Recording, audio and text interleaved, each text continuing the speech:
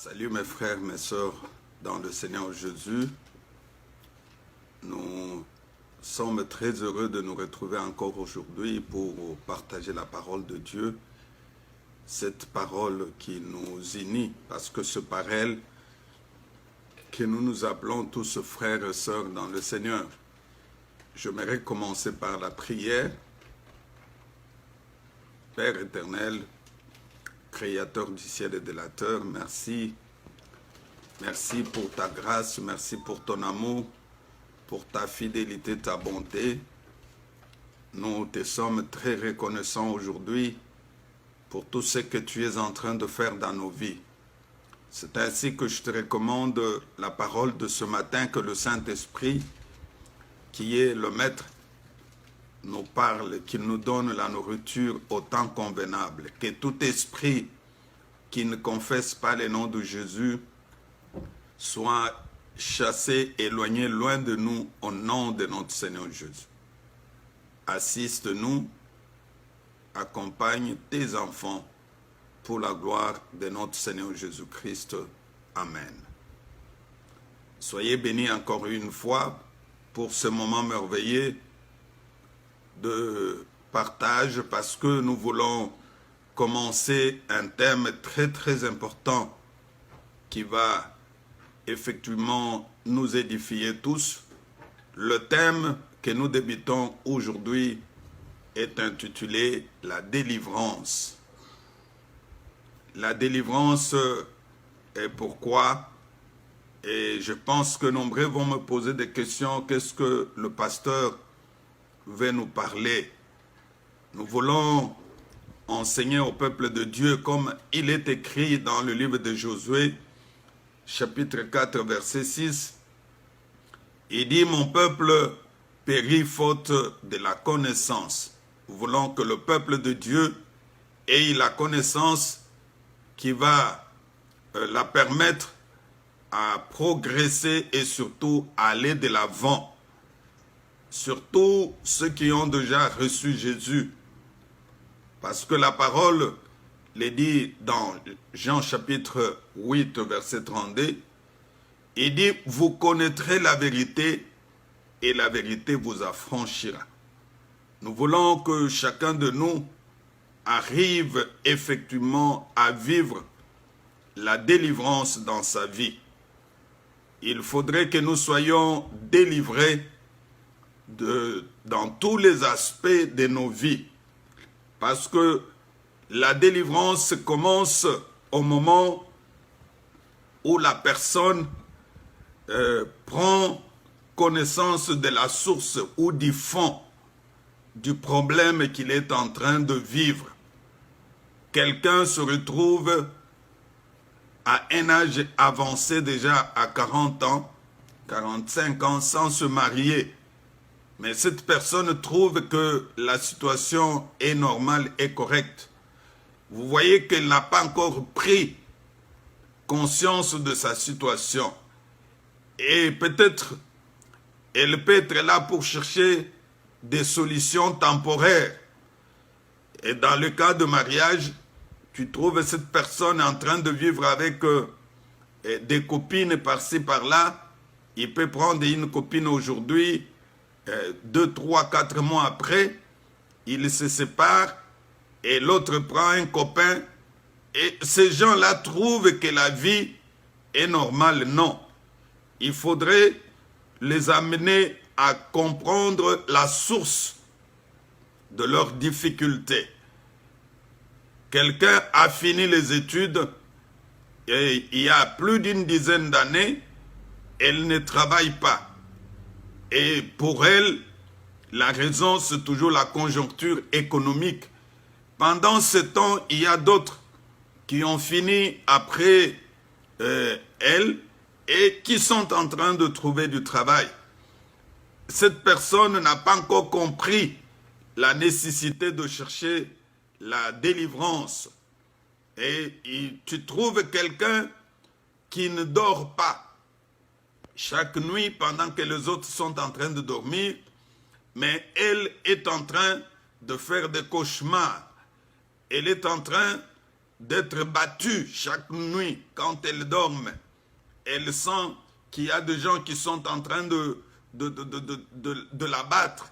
Non, il faudrait que cette personne soit enseignée pour chercher pratiquement la vraie délivrance. C'est pour cela, dans cet enseignement, nous allons permettre à toute personne, enfant de Dieu ou pas, à comprendre le voie d'accès démoniaque ou les pactes démoniaques qui sont à la base de situations qu'il est en train de connaître aujourd'hui. Quelles sont les voies, les portes par lesquelles les démons qui agissent dans ta vie aujourd'hui? Tu trouves quelqu'un s'est marié, homme, c'est normal, femme, c'est normal. Non, nous devons aider ces gens-là à comprendre que la vie qu'ils mènent n'est pas correcte, ce n'est pas digne d'un enfant de Dieu. Quelqu'un qui se marie à un chien, qui se marie à un animal, non. Ce sont de voies d'accès qui ont permis que les démons entrent dans la vie de cette personne pour que la personne arrive effectivement à recevoir sa délivrance. C'est une délivrance intégrale. Pourquoi je parle intégrale? Parce qu'elle va effectivement concerner le corps de l'homme. Dans l'homme, il y a le corps, l'âme et l'esprit. Il faudrait que les trois choses, que la personne soit délivrée dans les trois domaines de la vie. Que son corps soit délivré. Si le corps n'est pas délivré, et l'âme ne le sera pas, l'esprit ne le sera pas. C'est ainsi qu'il faudrait passer à une délivrance intégrale. Je dirais une délivrance totale. Une délivrance qui doit commencer de la tête jusqu'en bas. Tu trouves quelqu'un qui se dit chrétien, il est chrétien seulement par la bouche, chrétien peut-être par ses bras, mais la partie inférieure n'est pas convertie. Cette personne continue à mener la vie qu'elle avait autrefois. Non, ce n'est pas correct. C'est ainsi que nous voulons entrer en profondeur dans cet enseignement pour que chacun comprenne qu'est-ce qu'on voudrait parler sur la délivrance. J'aimerais qu'on lise les Écritures dans le livre de Romains, Romains chapitre 7,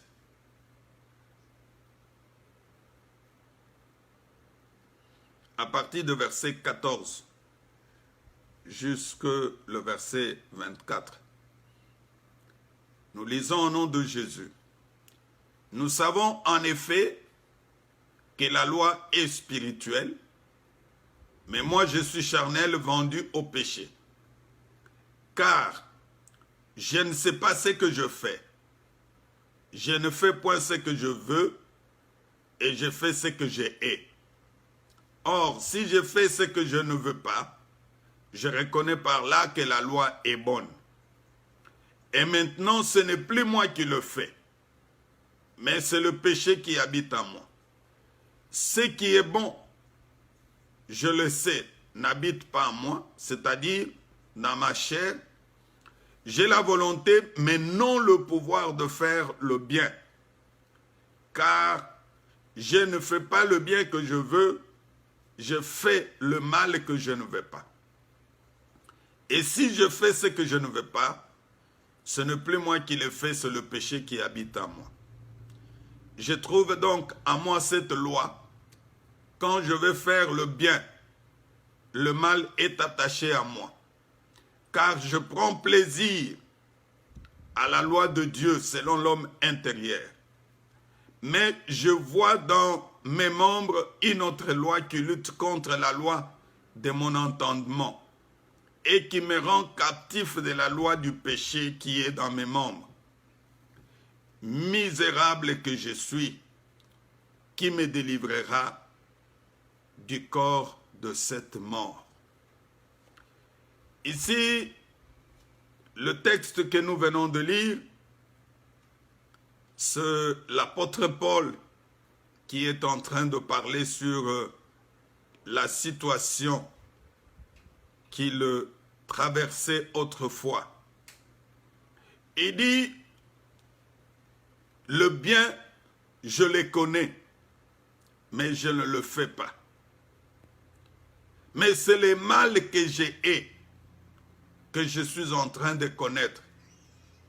Il dit, si je fais ce que je ne veux pas, ce n'est plus moi qui le fais, c'est le péché qui habite en moi. Il dit, je trouve en moi une loi qui est tout à fait contraire. Et c'est ainsi que l'apôtre Paul avait compris que la vie qu'il menait était une vie misérable. Il dit, misérable que je suis, qui me délivrera du corps de cette mort? C'est ça l'objectif de notre enseignement sur la délivrance. J'aimerais d'abord définir qu'est-ce qu'on entend par la délivrance. Délivrance vient du verbe délivrer, qui veut dire l'action de remettre en liberté quelqu'un qui était prisonnier. La délivrance est le fait de venir en aide à une âme, à une personne qui a des problèmes, de lui rendre libre. Et cette délivrance ne vient que de la parole de Dieu. Une âme, une personne qui a des problèmes, et peut-être on appelle un malade qui s'ignore. Tu trouves quelqu'un qui mène une vie qu'elle trouve qu'elle est normale.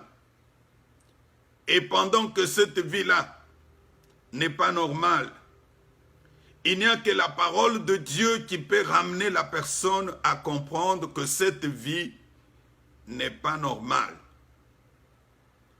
Et la parole de Dieu qui est vivante, qui est pleine de force, et c'est celle qui va entrer dans la vie de quelqu'un pour l'amener à comprendre la vérité de sa vie, à comprendre que la vie que je mène n'est pas correcte. Tu peux trouver un papa de 50 ans, mais qui est en train de sortir avec les petites filles de 20 ans, parfois de 18 ans, de 22 ans. Mais il trouve que la vie qu'il mène est tout à fait correcte. Non, il faudrait effectivement amener cette personne à comprendre que cette vie n'est pas propre, n'est pas digne. Parce que d'abord, ses enfants ont l'âge de tes enfants. Deuxièmement, la parole de Dieu ne l'autorise pas qu'un marié puisse aller en dehors de sa femme. Peut-être quand vous lui parlez comme cela, elle ne peut pas comprendre parce que la personne est possédée.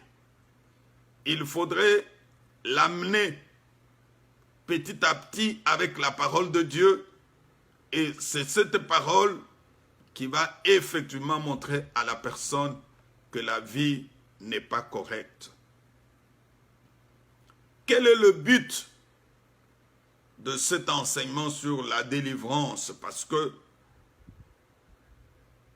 il faudrait que tout chrétien comprenne que il doit être libre pour suivre pleinement la parole de Dieu sans qu'il y ait une influence quelconque. Parce que s'il y a des influences dans ta vie, il sera pratiquement difficile de grandir dans la foi chrétienne et de connaître une croissance spirituelle. Quand quelqu'un n'est pas délivré, la personne ne peut pas connaître la croissance spirituelle dans sa vie. Nous les voyons dans nos églises. Nous avons des membres qui peuvent te dire que je prie, ça fait 15 ans, ça fait 20 ans. Mais quand vous observez la vie de cette personne, c'est comme un bébé qui vient de naître aujourd'hui. Et tu comprendras que la délivrance est indispensable dans la vie de cette personne. Comment tu peux te dire que tu es chrétien? Tu demeures dans le mensonge comme tu étais autrefois. Tu demeures dans l'hypocrisie comme tu étais autrefois. Tu es dans l'infidélité. Tu es dans des choses qui ne donnent pas gloire à Dieu. Non. Dieu ne peut pas marcher avec une telle personne. Un chrétien délivré, il va voir que sa vie va connaître un progrès. Il doit recevoir la bénédiction qui sera d'abord spirituelle parce que la vraie bénédiction doit commencer par le spirituel. Une bénédiction qui doit commencer par la délivrance totale. Et la bénédiction sera aussi physique et matérielle. Parce que la personne est délivrée. Même quand elle recevra cette bénédiction, elle ne va pas la gaspiller. Elle ne va pas la détruire. Elle la gardera avec jalousie, sachant que c'est Dieu qui lui a donné cette bénédiction. Et elle va l'utiliser pour la gloire de Dieu. Elle va faire que cette bénédiction soit vraiment cadrée dans les domaines spirituels. Et la personne sera sensible au Saint-Esprit. Parce que le Saint-Esprit habitera dans une personne délivrée. Le Saint-Esprit produira le fruit dans cette personne. Il y aura la patience, il y aura la bonté, il y aura la fidélité et il y aura autant de choses dans la vie de cette personne. C'est ainsi que la délivrance est nécessaire pour tout chrétien. La question que je vais qu'on réponde d'abord avant de continuer est de savoir est-ce que la délivrance est biblique? Parce que nombreux posent souvent cette question. Est-ce que Jésus aussi avait fait des délivrances? Parce que nous constatons seulement aujourd'hui délivrance sur délivrance. Nous voulons vérifier selon les Écritures pour prouver aux enfants de Dieu que la délivrance est biblique. C'est quelque chose qui n'a pas commencé aujourd'hui. Même si aujourd'hui il y a plein de déviations. Dans nos églises, il y a plein de déviations. Dans les sectes qui se disent de sectes des églises chrétiennes, mais qui ne sont pas réellement des églises chrétiennes. Il y a beaucoup de déviations.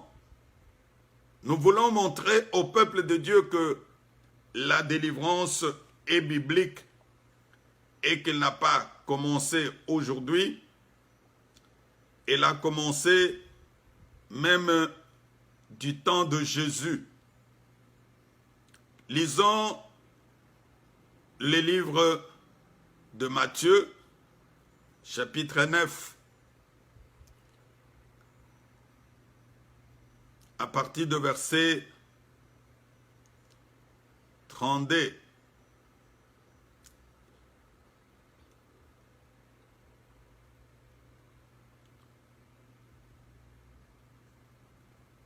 Ici, ce sont les différentes guérisons que Jésus-Christ était en train de faire. Si on peut commencer par le verset 27, ce premier. On dit, étant parti de là, Jésus fut suivi par 2 aveugles qui criaient, « Ayez pitié de nous, fils de David. » Lorsqu'il fut arrivé à la maison, les 2 aveugles s'approchèrent de lui et Jésus leur dit, « Croyez. Croyez-vous que je puisse faire cela? » Oui, il répondit. Alors il leur toucha les yeux en disant, « Qu'il vous soit fait selon votre foi. » Et leurs yeux s'ouvrirent. Jésus leur fit une recommandation sévère. « Prenez garde que personne ne le sache. » Mais dès qu'ils eurent sorti, ils répandirent la renommée dans tout le pays. Et comme ils s'en allaient, voici en amenant à Jésus un démoniaque muet. Les démons ayant été chassés, les muets par là. Et la foule étonnée en disant, jamais pareille chose ne s'est venue en Israël. Ici, nous voyons Jésus chasser les démons dans la vie de cette personne qui était muet. Quand on parle d'un démoniaque, quelqu'un qui était possédé d'un esprit impur, on l'a amené vers Jésus et Jésus a chassé. La Bible dit, les démons ayant été chassés, les muets parlant. Jésus a délivré un grand nombre de personnes. C'est pour montrer que la délivrance n'a pas commencé seulement aujourd'hui, ça a commencé depuis les temps anciens, même du temps de Jésus lui-même. Marc chapitre 16, le verset 9. La Bible dit, Jésus étant ressuscité le matin du premier jour de la semaine, apparut d'abord à Marie de Magdala, laquelle il avait chassé 7 démons. Vous comprenez que Jésus avait fait la délivrance. Ici, il avait chassé 7 démons dans la vie de Marie de Magdala. Marie de Magdala fut aussi possédée. Il est passé par la délivrance. Et c'est Jésus-Christ qui a chassé 7 démons qui étaient dans cette femme. Je ne sais pas, toi, si tu en as combien aujourd'hui. Peut-être tu en as 10, tu en as 5. Mais le même Jésus qu'il avait fait dans la vie de Marie Magdala va aussi te délivrer. Et il est capable de le faire aussi dans ta vie. Deuxième chose, toujours en répondant à cette question, la délivrance faisait partie intégrante de l'appel de Jésus-Christ. Pendant que Jésus était en train de faire des appels, la délivrance était dans ce qu'il faisait. Écoute, dans le livre de Luc, chapitre 4, verset 18, la parole de Dieu dit, « L'Esprit du Seigneur est sur moi, parce qu'il m'a oint pour annoncer une bonne nouvelle aux pauvres. Il m'a envoyé pour guérir ceux qui ont le cœur brisé, pour proclamer aux captifs la délivrance et aux aveugles le recouvrement de la vie, pour renvoyer libres les opprimés, pour proclamer aux captifs la délivrance. » C'était une partie intégrante dans la mission de Jésus-Christ. Jésus est venu pour proclamer la délivrance aux captifs. Mon frère, ma soeur, tu es captif dans quoi? Je me rappelle d'une maman qui me racontait le rêve qu'elle avait eu.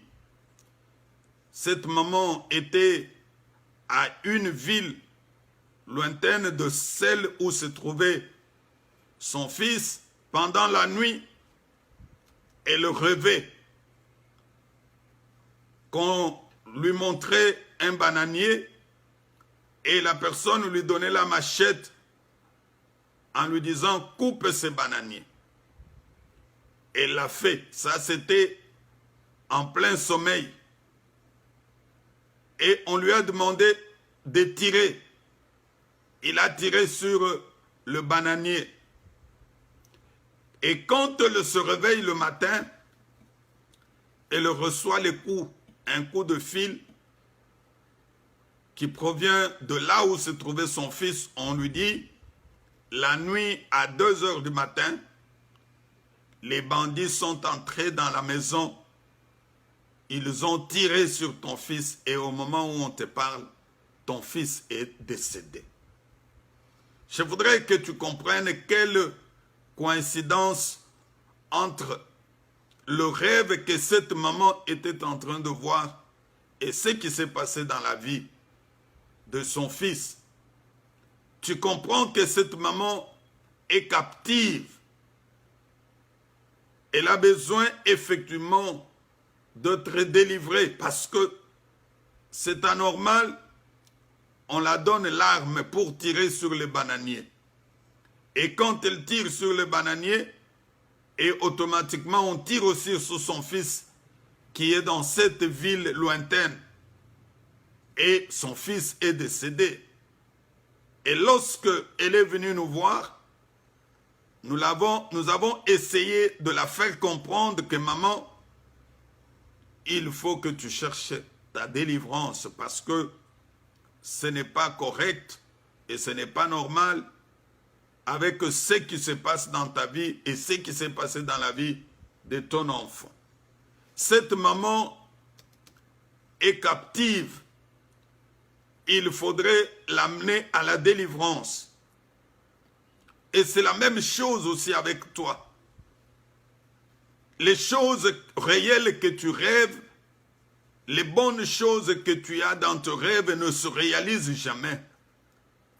Et lorsque tu rêves de mauvaises choses, c'est ce qui se font, c'est ce qui se réalise dans ta vie.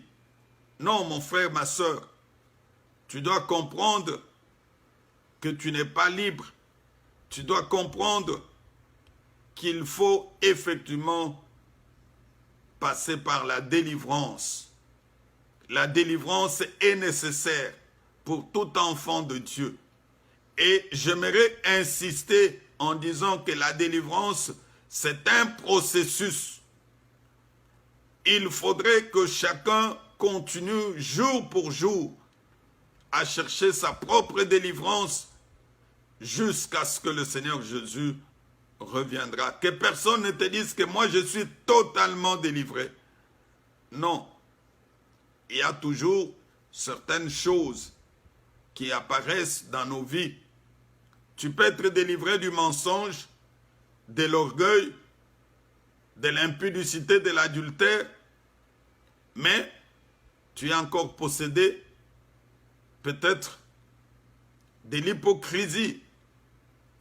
Il faudrait que nous cherchions une délivrance totale qui permettra que lorsque le Seigneur Jésus reviendra, que nous puissions nous retrouver à ses côtés.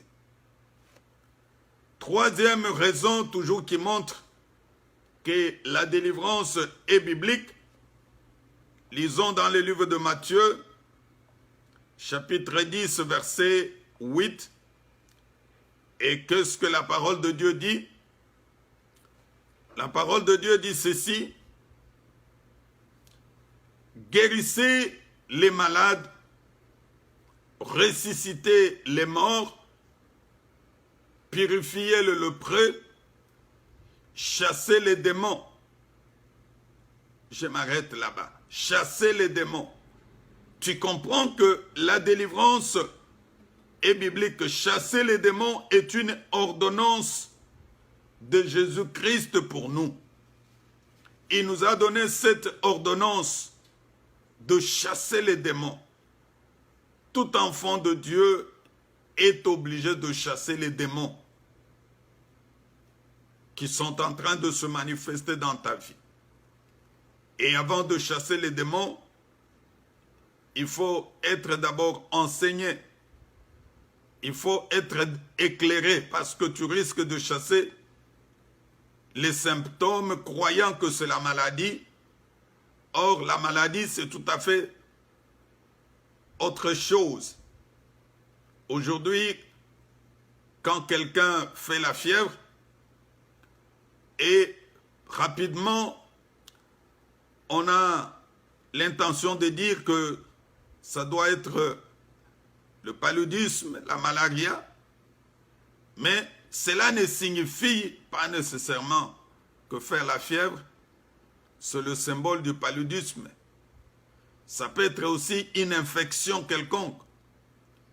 C'est pour cela que le malade doit se faire examiner pour détecter la maladie. Une fois que la maladie est détectée, le médecin va lui prescrire une ordonnance et en prenant les médicaments, la personne recevra la guérison. La même chose aussi sur le plan spirituel. Il faudrait être d'abord éclairé. Il faudrait que la parole de Dieu te montre effectivement qu'est-ce qui est à la base de la situation que tu connais aujourd'hui. Je connais une sœur. Avant de connaître Christ, elle a eu à sortir avec autant d'hommes. Et pendant qu'elle sortait avec ces hommes, elle a pris ses sous-vêtements qu'elle avait donnés à un mari, à un homme, qu'il avait demandé. Ignorante qu'elle était, elle ne pouvait pas savoir ce qui devrait lui arriver. Or, quand cet homme a pris ses sous-vêtements où il y avait même son sang, il est allé faire de sacrifice. Une fois que la sœur se retrouve dans le mariage, elle constate qu'elle n'avait plus ces règles qu'elle avait autrefois quand elle vivait chez ses parents. Elle a commencé à prier, à chasser l'esprit de stérilité, ainsi de suite. Mais il a fallu que l'Esprit de Dieu puisse la révéler par les canaux d'un serviteur de Dieu, que la source de la situation que tu connais aujourd'hui provient de l'acte que tu avais posé. Une fois qu'elle a eu cette révélation, elle est passée par sa repentance, par la délivrance. Et comme notre Dieu, c'est un Dieu qui agit, c'est un Dieu qui opère, elle ne pouvait pas laisser sa fille sans vivre la gloire et la grandeur de Dieu. Le Seigneur se manifestait la même année, elle a eu à concevoir, et au moment où on vous parle, elle est déjà mère de 3 enfants. C'est pour montrer que il faudrait effectivement que le Seigneur puisse vous révéler, vous montrer ces choses-là. Et passer par la délivrance, vous allez comprendre que la main de Dieu est puissante. La dernière raison qui montre que la délivrance est biblique, elle s'est effectuée aussi par les mains des apôtres. Nous voyons qu'après Jésus, les apôtres aussi ont fait la même chose. Et les apôtres aussi ont fait des délivrances. Actes chapitre 8, au verset 7. La Bible dit, « Car les esprits impurs sortirent de plusieurs démoniaques en poussant de grands cris, et beaucoup de paralytiques et de boités furent guéris. Ici, on nous parle de ce qui s'était passé dans le ministère de Philippe, qui fut diacre à Jérusalem, lorsqu'il y a eu persécution pendant qu'ils étaient en train de fuir. Philippe est allé dans la ville de Samarie. Arrivé dans cette ville, il a commencé à prêcher la parole de Dieu. Pendant qu'il prêchait la parole, les esprits impurs sortaient de plusieurs démoniaques. Cela veut dire qu'il y avait beaucoup de personnes possédées dans cette ville de Samarie. Ils poussaient des grands cris. Vous savez, quand la délivrance se fait, il y a plusieurs manifestations. Les gens peuvent tomber, peuvent crier, pleurer, vomir, autant de choses. Mais c'est Dieu qui fait selon sa volonté, selon son vouloir. Mais pour d'autres personnes, la délivrance peut se faire sans qu'il y ait de manifestation. Parce que Dieu est souverain. Dieu fait des choses comme lui-même veut. D'où viennent les problèmes que nous rencontrons dans notre vie? Les sources de problèmes. C'est très très important. Je ne suis qu'à la partie introductive. Pour que tu comprennes que les problèmes que nous connaissons aujourd'hui ont trois sources. La première source, c'est d'abord l'homme lui-même, qui est à la base de problèmes qu'il connaît dans sa vie. La deuxième source de problèmes, c'est le diable, qui est notre adversaire, qui n'aime pas notre bien. Et la troisième source, il y a aussi Dieu, qui est l'auteur de tout ce qui se passe dans notre vie, comme ce qui s'est passé dans la vie de Job. Job a connu de problèmes. Ce n'était pas qu'il était fautif, parce que Dieu lui-même déclare en disant « As-tu vu Job, mon serviteur, cet homme intègre ?»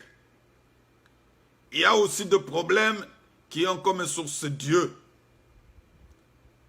Mais je voudrais plus insister sur l'homme lui-même étant la source de problèmes qu'il connaît dans sa vie. Étant lui-même la cause du malheur qu'il a frappé. Il y a parfois des actes que tu poses aujourd'hui qui peuvent avoir des conséquences sur le champ, tout comme avoir des conséquences après des années. Lisons 2 Samuel, chapitre 12, versets 11 à 13.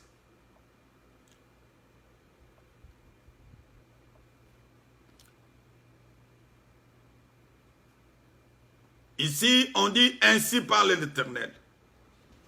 Voici, je vais sortir de ta maison le malheur contre toi, et je vais prendre sous tes yeux tes propres femmes pour les donner à un autre qui couchera avec elles à la vue de ce soleil, car tu as agi en secret.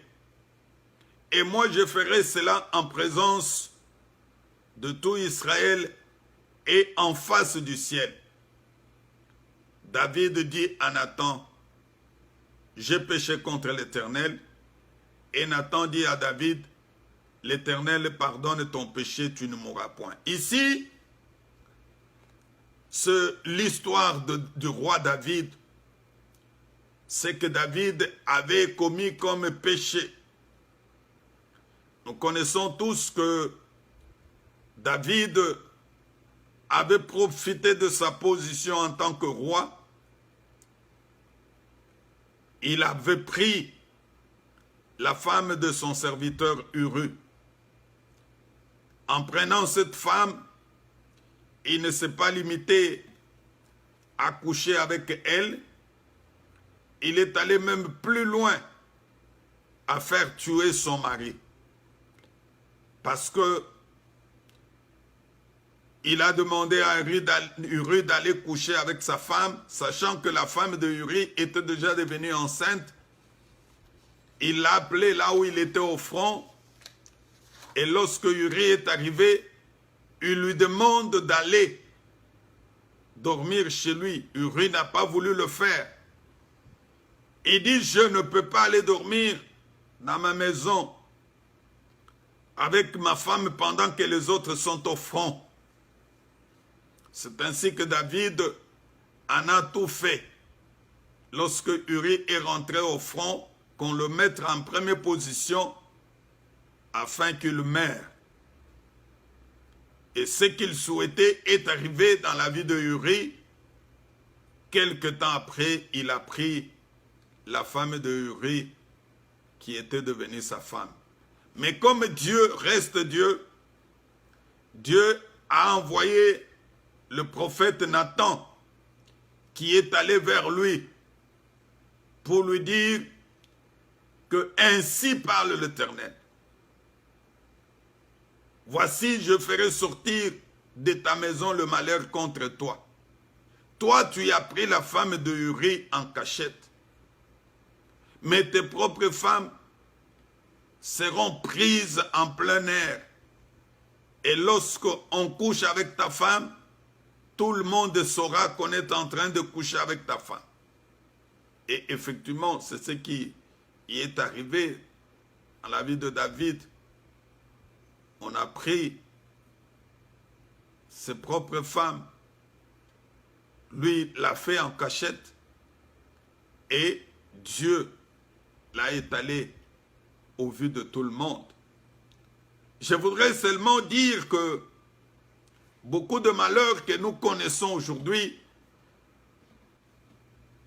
Dieu ne peut pas accepter que de telles choses puissent arriver dans notre vie lorsque nous-mêmes nous sommes des auteurs. Dieu fera que ce que tu as fait, tu puisses effectivement connaître les conséquences. Nous les voyons aussi dans la vie de Samson, dans le livre de Juges, chapitre 16, quand tu lis à partir de verset 4, le verset 17 à 20, tu verras que la parole de Dieu avait demandé aux enfants d'Israël de ne pas épouser les femmes étrangères. Parce qu'en faisant cela, ils désobéissaient à la parole de Dieu. Samson n'a pas suivi la parole de Dieu. Il est allé épouser une femme étrangère, une Philistine. Et en épousant cette femme, il ne savait pas l'objectif qui était en elle. C'est ainsi que la femme a cherché à connaître d'où venait la force de Samson. Samson a essayé de la tromper en lui disant, si tu amènes les cordes, tu me lis, tu verras que je serai faible. La femme l'a fait la première fois, la deuxième fois, et finalement, Samson était obligé d'avouer la vérité à cette femme. C'est ainsi qu'elle finira par lui dire toute vérité. Et quand elle a dit la vérité, nous connaissons la suite. Samson a été, on l'avait crevé les yeux, on l'avait lié, et fin de fin, Samson est mort. À cause de quoi? De lui-même. Il y a des actes que nous posons aujourd'hui qui peuvent avoir des conséquences immédiates ou des conséquences après un temps. C'est pour cela, en tant qu'enfant de Dieu, il faudrait examiner ta vie. Je disais que deuxième source de problème, c'est le diable. Nous connaissons tous que le diable ne travaille pas pour notre bonheur, il travaille pour notre destruction. Et la Bible dit que le voleur ne vient que pour égorger, détruire. Le voleur, c'est qui? C'est le diable. Tant que le diable est là, le corps humain restera pour lui un lien d'activité. Il va chercher toujours à ce que nous puissions tomber dans le péché. Aujourd'hui, il va te tenter avec ceci, il va te tenter avec cela. Et la troisième source, comme je l'avais dit, c'est Dieu. Et parfois, il permet certaines situations pour nous éprouver. Mon frère, ma soeur, je ne sais pas, toi qui m'as suivi aujourd'hui, si le Seigneur a commencé à dire quelque chose dans ta vie.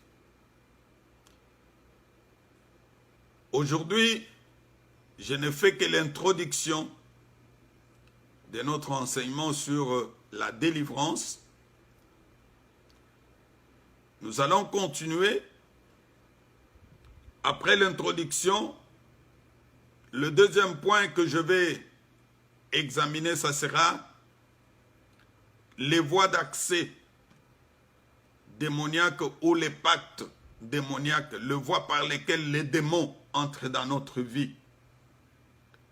Troisième point, je vais parler sur les blessures intérieures qui sont aussi à la base de beaucoup de choses dans la vie de chrétiens. Quatrième point, comment le diable opère-t-il dans la vie d'une personne? Et le dernier point, ça sera la délivrance proprement dite. J'aimerais que tu me suives à chaque séance, comme nous avons ces enseignements, notre culte le mercredi, le vendredi et le dimanche, pour que nous soyons tous éclairés et que le Seigneur nous amène à une délivrance totale. J'insiste, il faut que ton corps, que ton âme et ton esprit soient délivrés. Père, merci pour ta parole. Merci parce que tu as voulu aujourd'hui que nous commençons l'enseignement sur la délivrance. Nous savons que tu es celui qui donne la nourriture au temps convenable. Descends dans la vie de tes enfants, libère les captifs, libère la vie des enfants de Dieu. Au nom de notre Seigneur Jésus-Christ. Amen. Que mon Dieu vous bénisse. Tu peux partager cet enseignement. Tu peux aussi t'abonner sur notre chaîne YouTube, Cité de la gloire de Dieu. Et pourquoi pas nous faire un message sur Messenger si tu te sens intéressé et si tu as un problème, on peut toujours t'aider. Je crois que ça pourra être une bonne chose. Que mon Dieu vous bénisse. Amen.